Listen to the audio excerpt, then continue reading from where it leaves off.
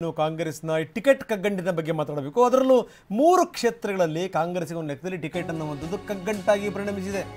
ಕೋಲಾರದಲ್ಲಿ ಯಾರಿಗೆ ಕೊಡಬೇಕು, ಚಿಕ್ಕಬಳ್ಳಾಪುರದಲ್ಲಿ ಯಾರಿಗೆ ಕೊಡಬೇಕು, ಚಾಮರಾಜನಗರದಲ್ಲಿ ಯಾರಿಗೆ ಕೊಡಬೇಕು, ಇದೆಲ್ಲ ವಿಚಾರಕ್ಕೆ ಸಂಬಂಧಪಟ್ಟಂಗೆ ಕೋಲಾರ, ಚಿಕ್ಕಬಳ್ಳಾಪುರ ಮತ್ತು ಚಾಮರಾಜನಗರ ಇಲ್ಲಿ ಇನ್ನೂ ಟಿಕೆಟ್ದು ಬಗೆಹರಿದಿಲ್ಲ. ಚಾಮರಾಜನಗರದಿಂದ ಮಹದೇವಪ್ಪ ಸ್ಪರ್ಧೆಗೆ ಒಪ್ಪಿದ್ದಾರೆ ಅನ್ನುವಂಥ ಮಾತುಗಳು ಕೇಳಿ ಬರ್ತಾ ಇದೆ. ಆದರೆ ನಾನು ನಿಲ್ಲಲ್ಲ, ಪುತ್ರನಿಗೆ ಕೊಡಿ ಅಂತ ಮನವಿ ಕೂಡ ಮಾಡ್ಕೋತಾ ಇದ್ದಾರೆ. ಇನ್ನು ಚಿಕ್ಕಬಳ್ಳಾಪುರ ಟಿಕೆಟ್ಗೆ ವೀರಪ್ಪ ಮೊಯ್ಲಿ ಬಿಗಿ ಪಟ್ಟನ್ನು ಹಿಡಿದಿದ್ದಾರೆ ಅಂತ. ಯಾಕೆ ಬೇಕು ವೀರಪ್ಪ ಮೊಯ್ಲಿ ಅವರಿಗೆ ಈ ವಯಸ್ಸಲ್ಲಿ ರಾಜಕಾರಣ?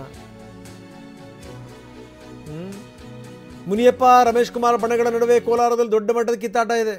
ಯಾರಿಗೆ ಕೊಡಬೇಕು, ಯಾರಿಗೆ ಕೊಡಬಾರದು, ಇದ್ರ ಬಗ್ಗೆ ನಡೀತಾ ಇದೆ. ಒಂದು ಕಡೆಗೆ ಮುನಿಯಪ್ಪನವ್ರಿಗೂ ಬೇಡ, ಮುನಿಯಪ್ಪನವ್ರ ಅಳಿಯನಿಗೂ ಬೇಡ ಅನ್ನುವಂಥ ಮಾತನ್ನು ರಮೇಶ್ ಕುಮಾರ್ ಹೇಳ್ತಾ ಇದ್ದಾರೆ. ಆದರೆ ಇಲ್ಲ ಮುನಿಯಪ್ಪನವರ ಅಳಿಯನಿಗೆ ಕೊಡಿ ಅಂಥೇಳಿ ಕೆಲ ಶಾಸಕರು, ಅದರಲ್ಲಿ ಮಂಜುನಾಥ್ ಅಂತವರು, ಅವರು ಇವ್ರ ಪರವಾಗಿ ವಕಾಲತ್ತು ವಹಿಸಿದ್ದಾರೆ. ಹಾಗಾದರೆ ಯಾರಿಗೆ ಕೊಡಬೇಕು? ಇದಕ್ಕೆ ಸಂಬಂಧಪಟ್ಟಂಗೆ ಒಂದು ದೊಡ್ಡ ಕಗ್ಗಂಟಾಗಿದೆ. ಈಗ ಮುಖ್ಯಮಂತ್ರಿಯ ಬಳಿ ಇದೆ ನಿರ್ಧಾರ, ಅವರು ಪ್ರಕಟಿಸಬೇಕು. ಇನ್ನು ಎಚ್ ಸಿ ಮಹದೇವಪ್ಪನವರು ನಿಲ್ಲಿ ಅಂತ ಹೇಳ್ತಾ ಇದ್ದಾರೆ. ಎಚ್ ಸಿ ಮಹದೇವಪ್ಪ ಸುತಾರಾಮ್ ಈ ವಿಚಾರಕ್ಕೆ ಸಂಬಂಧಪಟ್ಟಂಗೆ ಒಪ್ತಾ ಇಲ್ಲ. ಕೊಡಂಗೆ ಇದ್ರೆ ನನ್ನ ಮಗನಿಗೆ ಕೊಡಿ ಅನ್ನುವಂಥ ಮಾತನ್ನು ಹೇಳ್ತಾ ಇದ್ದಾರೆ. ಇನ್ನೊಂದು ಕಡೆಗೆ ವೀರಪ್ಪ ಮೊಯ್ಲಿ ಕೊನೆಯ ಕ್ಷಣದ ಕಸರತ್ತನ್ನು ಮಾಡ್ತಾ ಇದ್ದಾರೆ, ಹೇಗಾದರೂ ಮಾಡಿ ಟಿಕೆಟ್ ಪಡೆಯಬೇಕು ಅಂತ. ಆದರೆ ರಕ್ಷಾರಾಮಯ್ಯ ಅವರ ಹೆಸರು ಇಲ್ಲಿ ಪ್ರಮುಖವಾಗಿ ಕೇಳಿ ಬರ್ತಾ ಇದೆ.